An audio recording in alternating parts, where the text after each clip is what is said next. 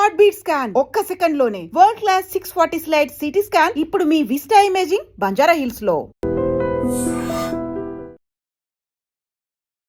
Welcome to I dream. నా పేరు లుంబిని. ఈ రోజుల్లో ఆరోగ్యంగా ఉండటానికి రహస్యం ఏంటో తెలుసా? మీకు ఆల్రెడీ తెలిసిందే, ప్రకృతిలో ఉండటం, ప్రకృతితో ఉండటం. అయితే ఇవన్నీ ఈ రోజుల్లో ఆల్మోస్ట్ అసాధ్యం అయిపోయిందని మీకు తెలుసు, నాకు తెలుసు.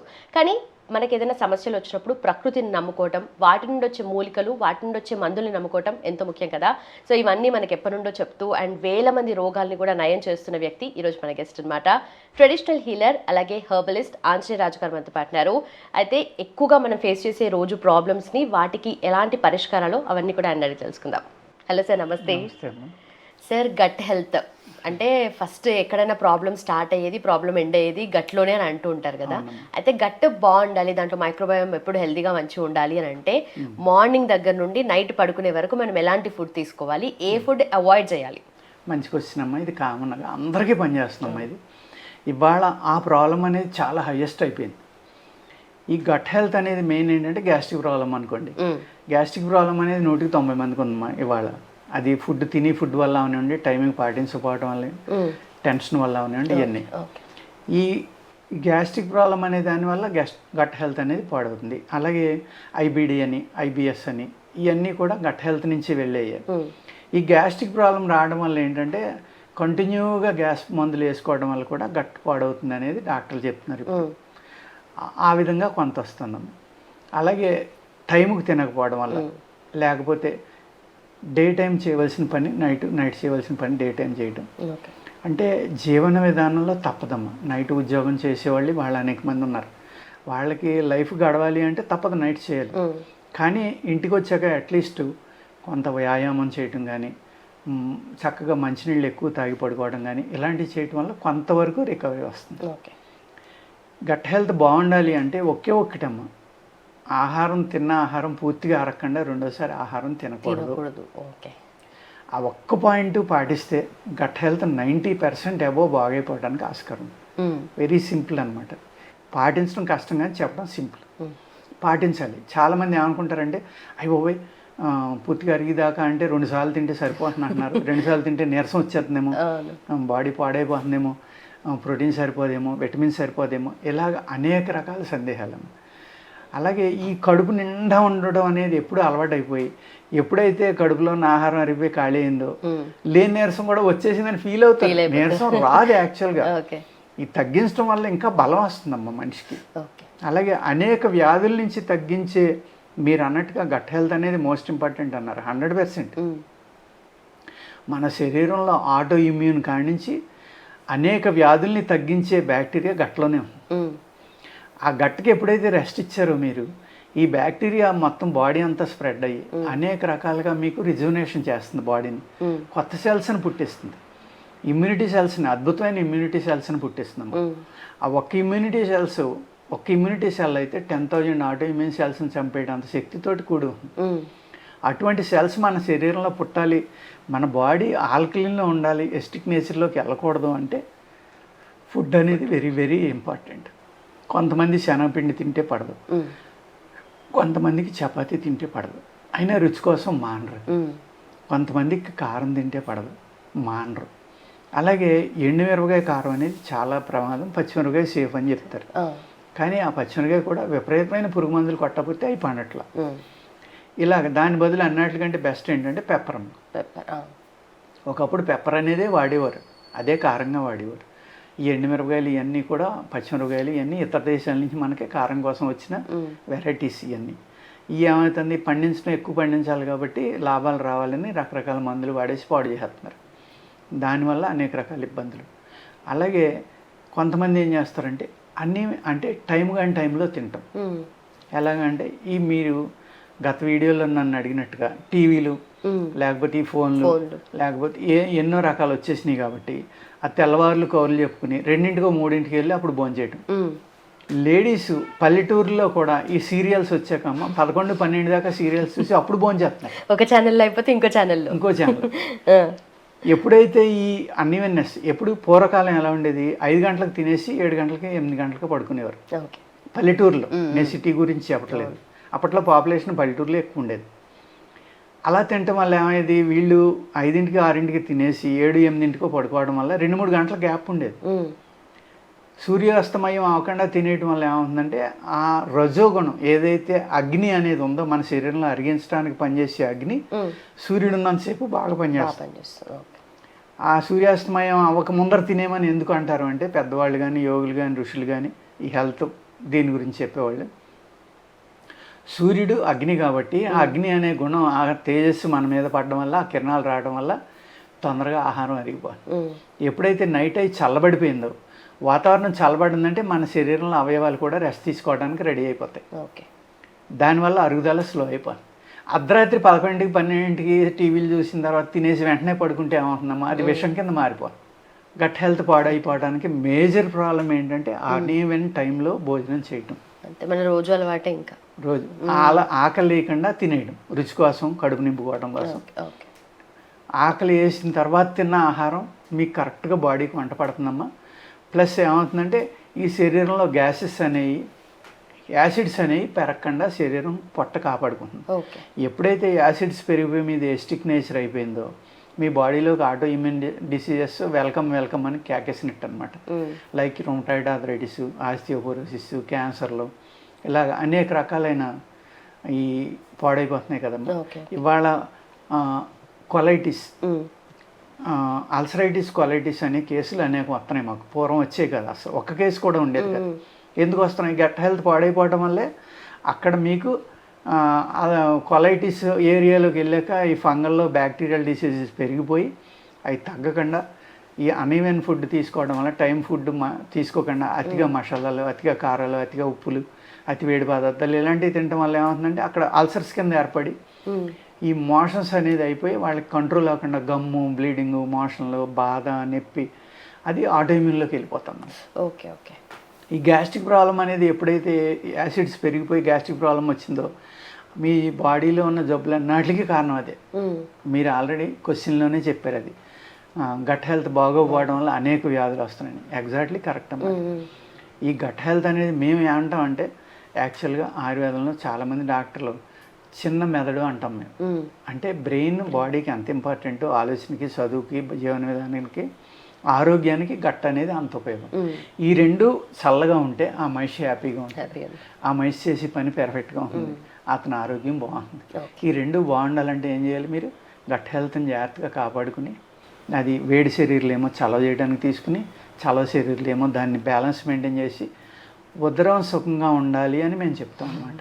అనేక రకాల చామంతి పువ్వు అమ్మ, మనం ఏదైతే పువ్వులుగా దండలుగా గుచ్చుకుంటాం, ఆ చామంతి పువ్వు కషాయం అనేది అసలు పొట్టకి ఎంత చక్కగా పనిచేస్తుందంటే, ఆ పువ్వు కషాయం, జస్ట్ పువ్వు కషాయం తాగండి. ఈ అప్ అండ్ డౌన్స్ అన్నీ తగ్గించి పొట్టని సమంగా మెయింటైన్ చేయాలంటే చామంతి పువ్వు కషాయం అద్భుతంగా పనిచేస్తుంది. ఇలాంటి అనేక రకాలు ఉన్నాయి.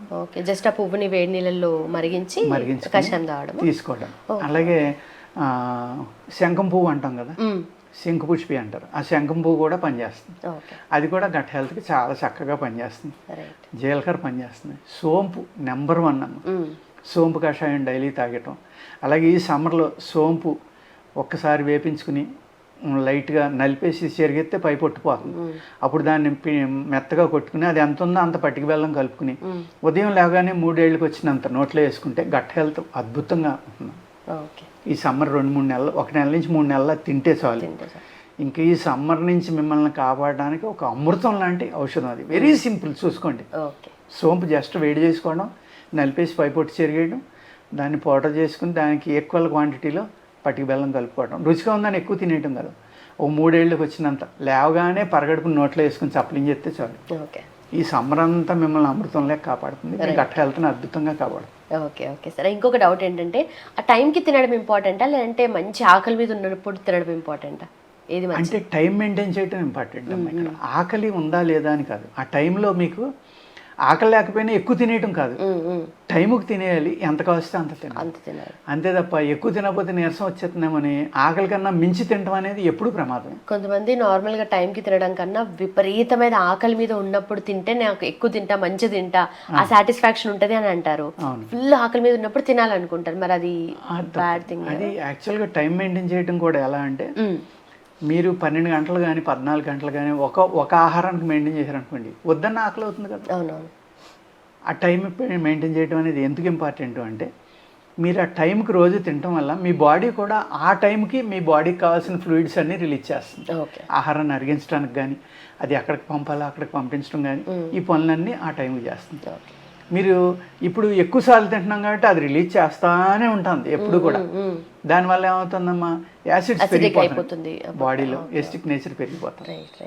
సార్, ఇప్పుడున్న జనాభాలో ఒక బ్లడ్ పిక్చర్ తీస్తే కంప్లీట్ గా ప్రతి ఒక్కరికి ఏదో ఒక సమస్య ఉంటుంది. Mineral deficiency, iron deficiency, vitamin D deficiency అని చెప్పేసి. అంటే మనం తీసుకునే ఆహారం కూడా వంట పట్టదు కదా, అబ్జార్ప్షన్ ఇష్యూస్ అంటారు కదా. సో అవి ఎందువల్ల వస్తాయి, అండ్ ఏ సీజన్ కి తగ్గట్టుగా ఏ ఫుడ్ తీసుకుంటే మనకు బాడీకి కరెక్ట్ అంటారు? అంటే అబ్జార్ప్షన్ అనేది కంపల్సరీగా లింక్ అయ్యి అన్నీ. ఇప్పుడు విటమిన్ సి తక్కువైతే ఐరన్ తీసుకోదు బాడీ.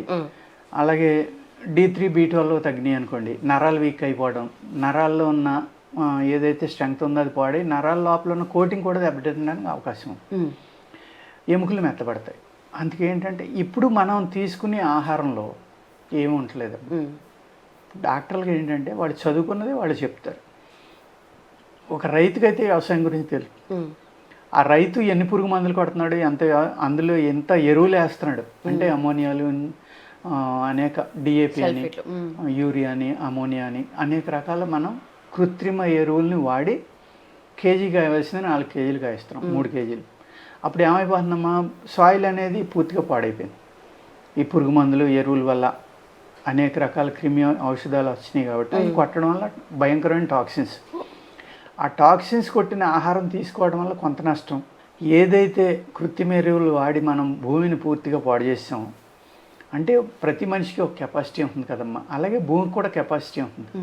సపోజ్ మీరు బలవంతాన్ని చేయిస్తే ఒక 20 గుంజీలు తీయగలరు, లేకపోతే ఒక 10 పుషప్స్ చేయగలరు అనుకోండి. ఆ 10 పుషప్స్ చేసే వాళ్ళకి బూస్టర్స్ ఇచ్చేసి ఒక 50 చేయించాం అనుకోండి, అప్పుడు ఏమవుతుందమ్మా, ఆ బూస్టర్ పోయాక ఆ మనిషికి ఎందుకు పనిచేయదు. లేకపోతే అధికంగా చేయించేయటం వల్ల ఈ బూస్టర్స్ ఇవ్వడం వల్ల ఏమవుతుంది, బాడీలో కిడ్నీలు, లివరు, హార్ట్ ఇలాంటివి పోవడం, అనేక అవయవాలు దెబ్బలు. సేమ్ మన మనిషి ఎలాగైతే చేయవలసిన దానికన్నా ఎక్కువ చేయడం వల్ల ఎన్ని నష్టాలు జరుగుతాయో, భూమిలో కూడా రావాల్సిన దానికన్నా ఎక్కువ రాబట్టుకోవడం వల్ల భూమి పూర్తిగా పాడైపోయింది. పాడైపోయినప్పుడు ఏమవుతుందమ్మా, ఒకప్పుడు వర్జిన్ సాయిల్ ఉందనుకోండి, అందులో మీరు పంట పండితే ఆ పంట తింటే డి ఉంటుంది, B12 ఉంటుంది, అన్నీ ఉంటాయి, మీకు కావాల్సిన కాల్షియం, ఐరన్ అన్నీ దొరుకుతాయి. ఇవాళ ఎప్పుడైతే మనం ఇంత బీరకాయ ఉండవలసింది ఇంత బీరకాయ ఎప్పుడైతే కాయించామో అప్పుడే అందులో అన్నీ పోయినాయి. ఇవన్నీ కూడా GMOs అంటాం మనం, ఈ జెనెటికల్లీ మోడిఫైడ్ ఆర్గానిజమ్స్. ఈ ఎప్పుడైతే వచ్చినాయో అప్పుడు ఏమైందంటే, మనకి ఇంత బీరకాయలో ఉండవలసిన ప్రాపర్టీస్ అందులో ఉండకూడదు. అంత కొన్నా ఈ 100 గ్రాములది మీ చేత 200 గ్రాములు కొనిపిస్తున్నారు, 100 గ్రాములు ఉన్న ప్రాపర్టీస్ అందులో ఉండవు. ఎన్ని రకాలుగా మనం ఇబ్బంది పడుతున్నాం చూడండి. ఒక విధంగా అందులో మన బాడీకి కావాల్సినవి ఏమీ లేవు. ఫైనాన్షియల్గానేమో ఈ 100 గ్రాములు రూపాయి ఉండేదేమో ఆ కేజీన్నర 10, 20, 30 కొనిపిస్తున్నారు. అటు 30 రూపాయలు లాసు, ప్లస్ ఇక్కడేమో మనకు కావాల్సింది అందులో దొరకట్లేదు. ఇప్పుడు ఒక గడ్డి ఉందండి పొలంలో, ఆ గడ్డి మీకు ఎంత ఎండ కాసి నీళ్ళు లేకపోయి తగులు పడిపోయినా మళ్ళీ వర్షం పడగానే మొలిచేస్తుంది. అంటే అది ఏం చేస్తుందంటే, తన ఏజ్ అయిపోయాక అందులో ఉన్న ప్రాపర్టీస్ అన్నీ కూడా మళ్ళీ వేళ్ళకి ఇచ్చేసుకుని అది భూమిలో దాచుకుని తనకు కావాల్సిన వాతావరణం రాగానే మళ్ళీ మొక్క మొలిసి మనకు ఫలితాన్ని ఇస్తుంది. అదే హైబ్రిడ్ ఉందనుకోండి, హైబ్రిడ్లో ఏం చేస్తుంది, ఈ భూమికి మళ్ళీ వెనక్కి రివర్స్ పంపడం దానికి చేత కాదు. భూమిలోంచి తీసుకుందంతా మనకి పంట రూపంలో ఇచ్చేస్తుంది. ఇచ్చేసి అది చనిపోతే మళ్ళీ మొలదు, మళ్ళీ మనం విత్తనం వేసుకోవాలి. ఆ విత్తనం కూడా వాళ్ళమ్మిన విత్తనాలు వేసుకుంటేనే మొలిసేలాగా ఇప్పుడు మాడిఫైడ్ అయిపోయింది. అదే GMOs అంటున్నాం. ఇన్ని రకాలుగా భూమిని మనం ఇబ్బంది పెట్టడం వల్ల భూమిలోంచి ఏది దొరకట్లేదమ్మా.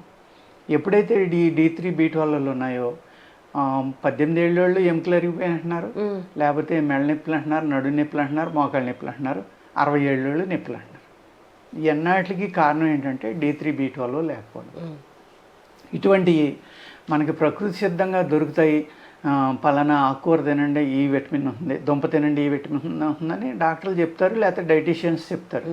కానీ వాళ్ళకి ఆ దుంపలో ఏమీ లేదనే విషయం వాళ్ళకి తెలియదు. తెలీదు, right. ఎందుకు తెలియదు అంటే వాళ్ళు కాదు పండించేవాళ్ళు, రైతులు. రైతుకి సైన్స్ తెలీదు.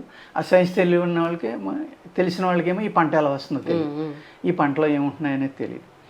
అందుకు ఏంటంటే మనం కంపల్సరీగా సాధ్యమైనంత వరకు న్యాచురల్గా పండిని తినడానికి ప్రయత్నించాలి. అది అందరికీ సాధ్యం కాదు. ఇంత పాపులేషన్కి న్యాచురల్గా పండించి ఆహారం ఇవ్వడం అనేది కూడా జరిగేది కాదు. ప్రతి ఒక్కళ్ళు ఏం చేయాలంటే అప్పుడు టెర్రస్ గార్డెన్ లాంటి పెంచుకోవడం, బాల్కనీలో ఏదో కొద్ది గొప్ప ఎంత సాధ్యమైతే అంత చేసుకోవడం. పొలాలు ఉన్నవాళ్ళు కొంతైనా మార్కెట్ కోసం కాకుండా తమ ఆరోగ్యం కోసం కొంతైనా చేసుకోవడం.